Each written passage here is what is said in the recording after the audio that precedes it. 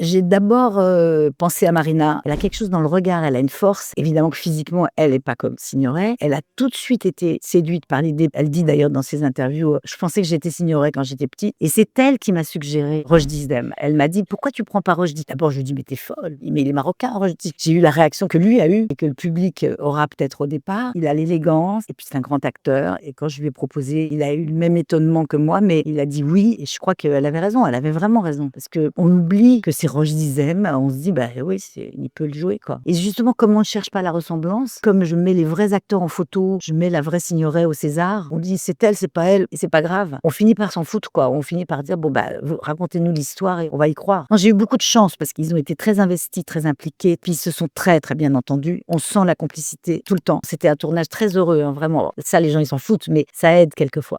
Le film sort le 1er octobre, mais le mardi 30 septembre, la veille donc, c'est les 40 ans de la mort de Simone Signoret. 40 ans, c'est une date quand même. J'espère qu'on va se souvenir de cette femme parce qu'on l'a un petit peu oubliée, elle a un petit peu disparu. Voilà, j'espère que le film va les faire revivre. Donc 1er octobre, rendez-vous pour Moi qui t'aimais. Et la veille, pensez à Simone Signoret.